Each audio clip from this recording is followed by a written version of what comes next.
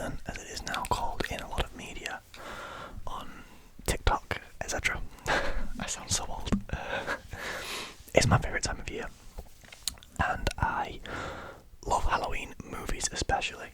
I'm a big movie fan. If you've seen my on the channel before, I have reviewed movies. I've given lists of my top 10 movies of all time, or some of my favourite movies of all time. I wouldn't necessarily say my top 10 of all time, because that changes like weekly. But today I've got 3 categories of movies and 3 movies for each category, which I recommend to you all over the Halloween season, if that's your kind of thing. I've gone for 3 family movies. I said that really badly then. 3 psychological thrillers / horrors, and 3 what I would call slasher films, so based around a killer of some capacity, or killers. So, that was really loud, I apologise. That was a piece of metal hitting the wardrobe, that was a loud noise. However, without further ado, let's start off with let's go for the family movies first. So the audience isn't discriminated against in any way. So, first up, a film very close to my heart. I love this film. It's Hubie Halloween. Hubie Halloween. Hubie Halloween. Now, this is a movie you can find on Netflix, and it stars Adam Sandler along with his typical cast of cohorts. The likes of Kevin James are in this film, Steve Buscemi. And this movie, for me, is just, it's everything an Adam Sandler movie is about. It's fun, it's comedic, but it's also got a nice sort of message to it by the end of things. So Adam Sandler plays the title character, Hubie. Hubie Dubois.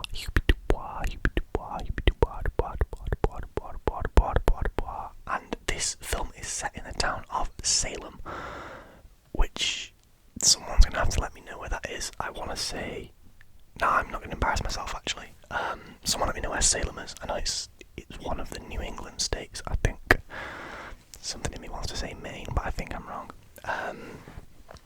But yeah, Hubie Halloween, set in Salem, around the main character, Hubie Dubois. Essentially, he is a bit of a laughing stock of the town, and this movie is about him on Halloween, what he does. It's very, very funny, very light-hearted, definitely one you can watch with the kids if you are a parent. There are some nice sort of inside jokes with the parents too, as in all good kids movies. I think this movie's around an hour and 40 run time, an hour 45, which is pretty good, pretty average, but yeah, not too long, so the kids won't lose their attention span to this movie. It's definitely a fun one. It's worth a watch if you, and you know, yeah, even if you don't have kids, you just want a nice sort of light-hearted movie to watch around this time of year. Hubie Halloween is definitely a good one, and as I said, available on Netflix currently only, I believe. I haven't seen it anywhere else, but Prime probably have it too. My neighbour's talking very loudly, I can hear him through the walls, as usual. But second up, second film recommendation in the family category. The 2015 film Goosebumps.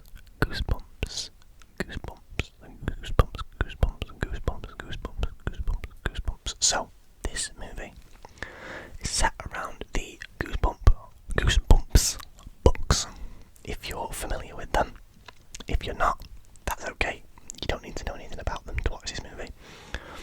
Essentially, a series of books, I want to say written by R.L. Stine, I think. That could be wildly wrong, please correct me if it is. It's just something that came to mind. But yeah, pretty much the general plot of the movie is that they are the creatures from the R.L. Stine books. I really hope that that's the right author. I doubled down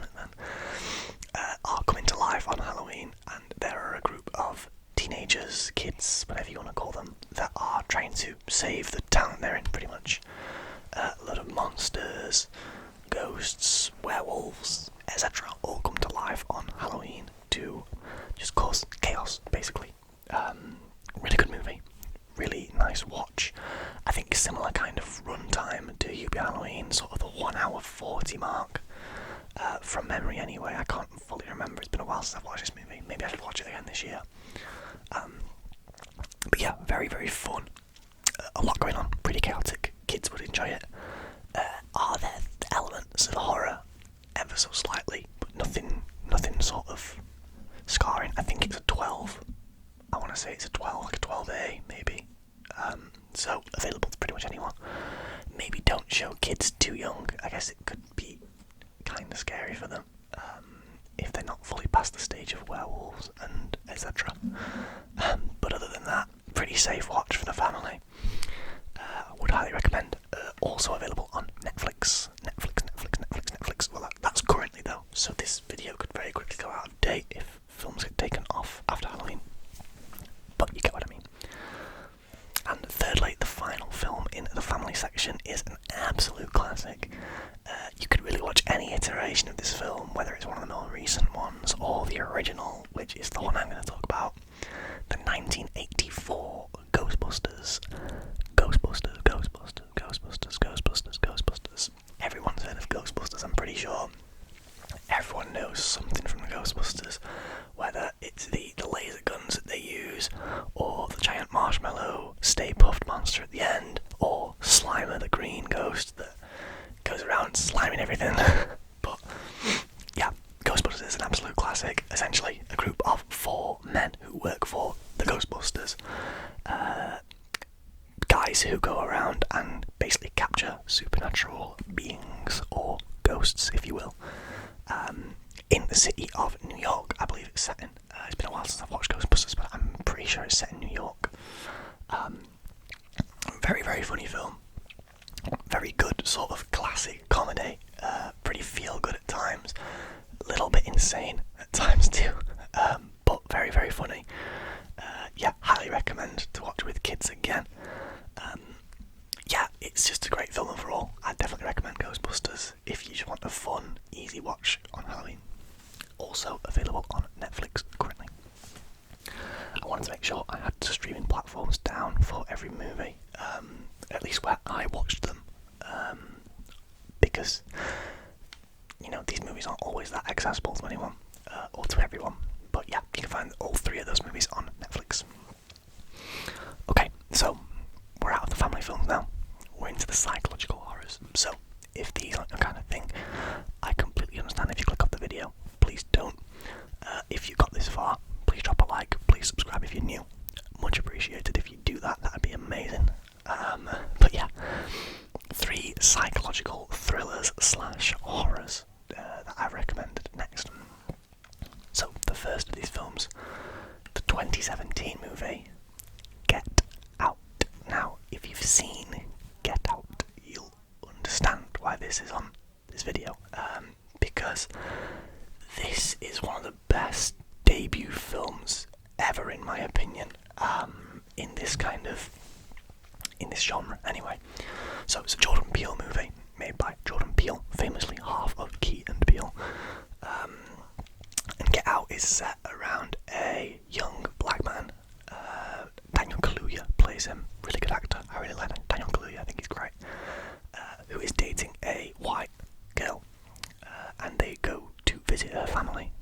And essentially, not everything is as it seems. There's a lot more to the family. A lot more of a dark side to the family than it first appears. You know, they just sort of look like a regular suburban white American family at first, but we sort of uncover more and more about them, what they do, who they're friends with, etc.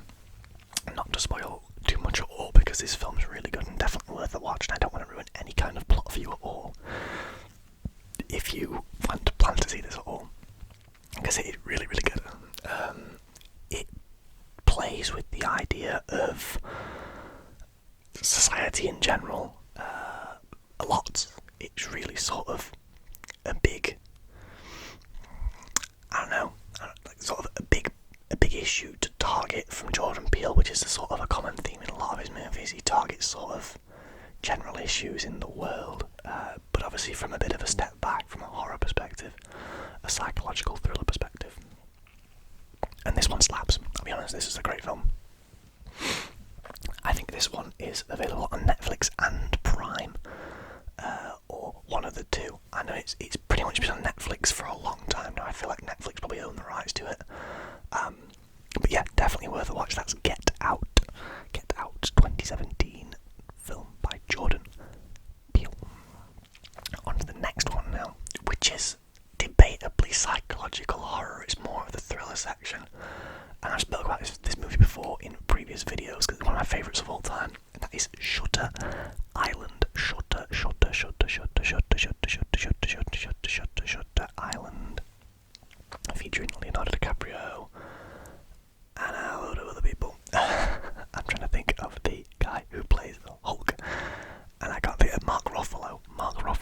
of it. I remembered his name. Mark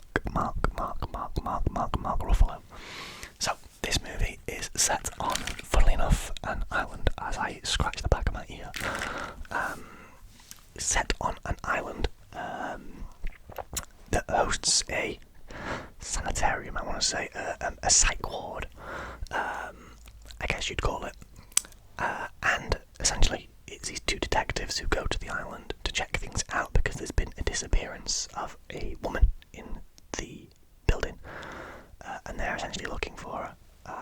But the plot from there twists, turns, flips, flies anywhere you might think. It's a crazy, crazy plot in this film.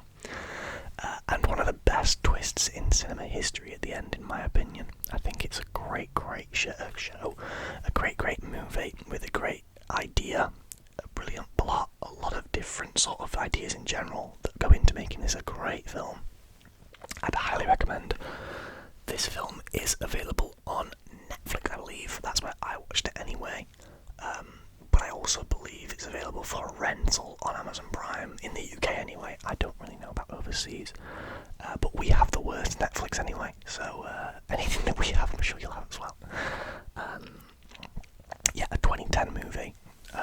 Very, very good. I believe it's directed by Martin Scorsese, which just gives it even more credibility, if anything. Yeah, definitely recommend Shutter Island. If you've heard me say this before, you've heard it again, get it watched.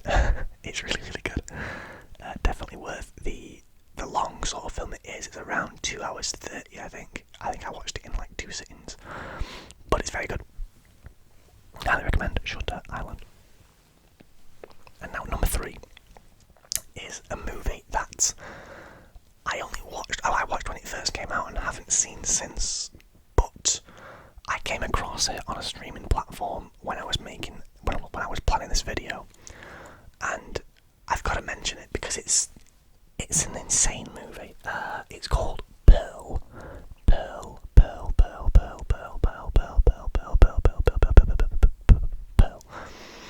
And it's set on a farm.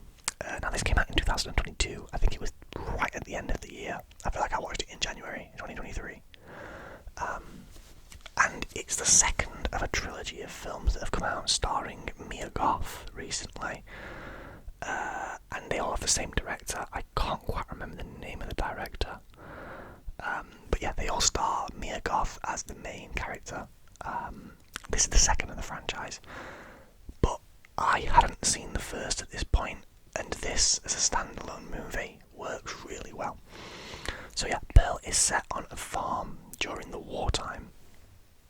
And essentially, Mia Goth's character, Pearl, is a sort of wannabe actress slash dancer, as a lot of girls were back in that era, I believe. Tell me if I'm wrong. And essentially it drives her more and more insane. The entire plot of this film is Pearl going crazy, pretty much. There's some pretty disturbing scenes in this movie. It's not for the faint of heart.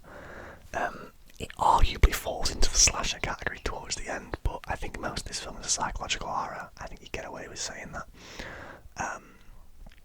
Yeah, I would highly recommend this film to anybody looking for a bit of a shock. There is a lot going on in this movie, but it's very, very good. I think anybody who could appreciate a good bit of suspense and tension and shock is going to enjoy this one. I believe this is available on Amazon Prime. I think the whole trilogy are available for free at the moment. I think I'm going to watch Maxine, which is the 3rd installment, very soon, because it looks pretty good. And Mia Goth is a very good actress, especially in horror roles. She does really, really well. But yeah, great film, and that's going to end out the psych thrillers section of this video and lead us into the slashers. Good old-fashioned slashers, or not so old in some of these cases actually. So I have 3 franchises here, all of pretty big names. I have an itch right below my nose. All of pretty big names. If you're involved in the horror community at all, you will know the names of these movies, to say the least. But these are my favourite movies of each of the 3 franchises. Or not my favourite, but ones that I think you should watch. We'll start with the first movie, is Scream, but the 2022 version of Scream. So we're the one that features Jenna Ortega alongside many other people. I watched this movie in cinemas and really enjoyed it. I think it's a really, really good film.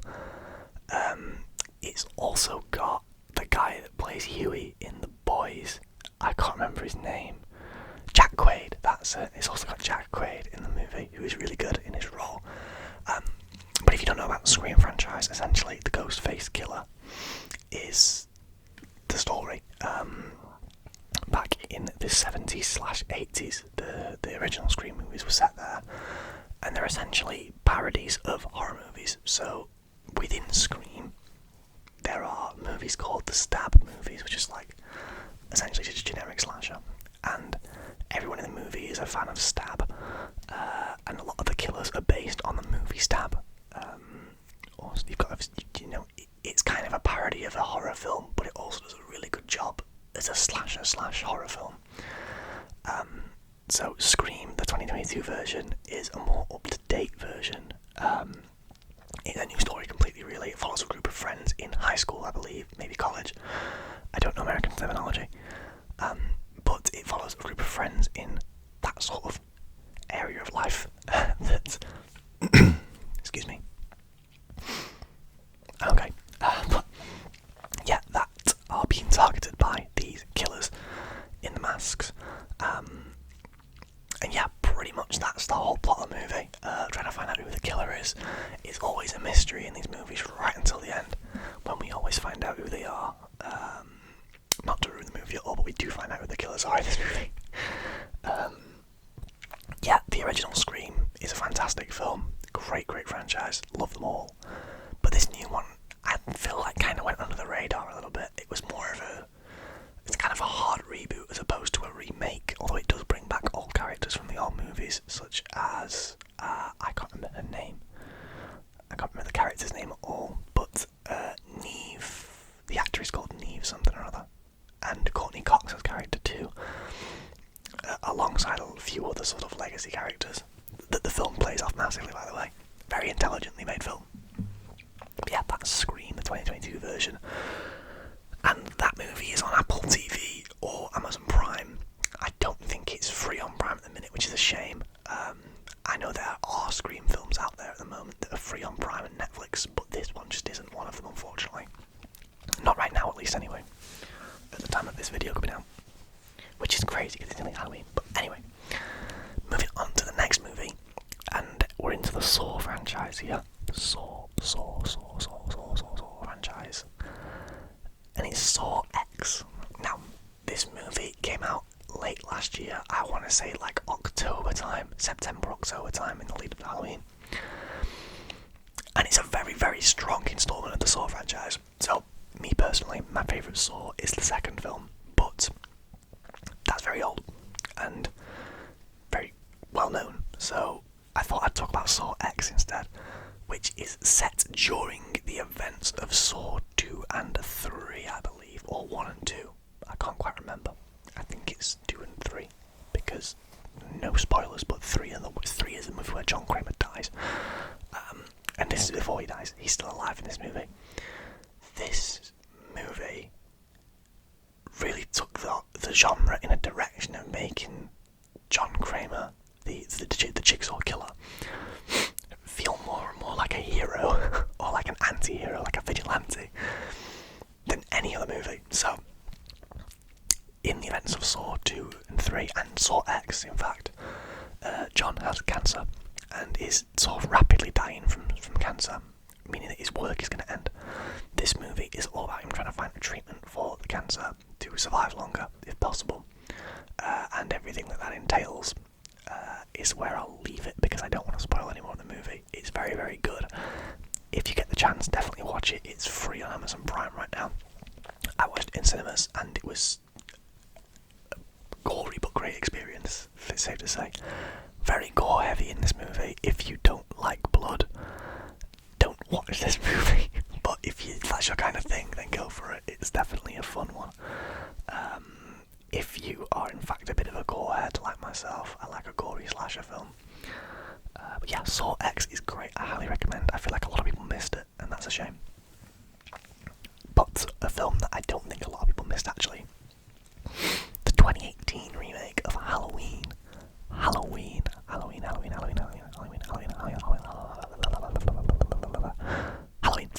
So, this movie is a hard reboot of the Halloween franchise set years and years and years after the events of the first Halloween. If you know anything about the Halloween franchise, it kind of got crazy at some point. No one really knows why. But they just kind of made the entire thing a little bit stupid for a long time.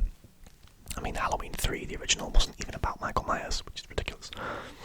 But this is set a long time in the future after the events of Halloween 1, which is a 1978 movie from memory.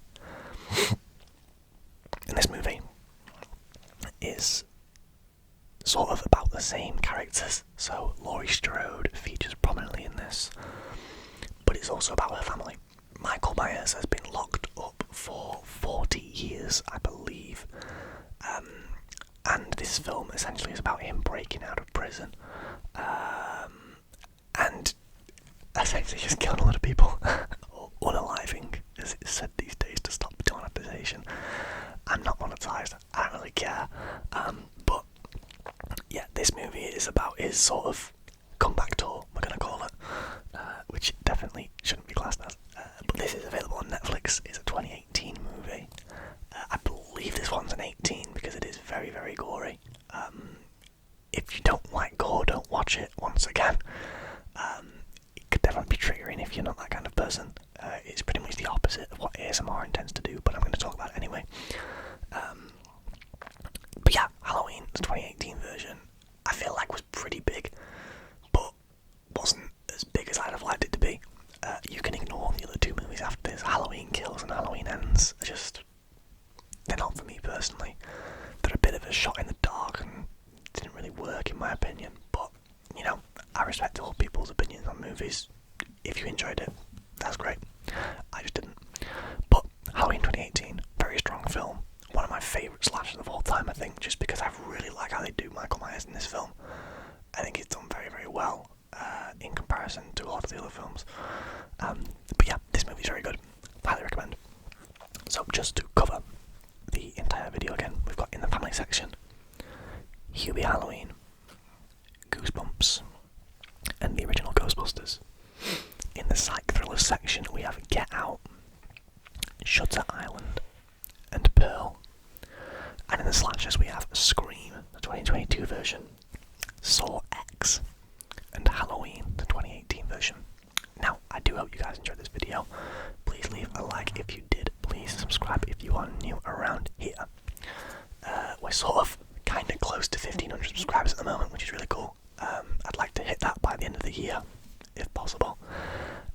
So let's aim for that. And yeah, other than that, I'll see you guys in the next video. Love you lots.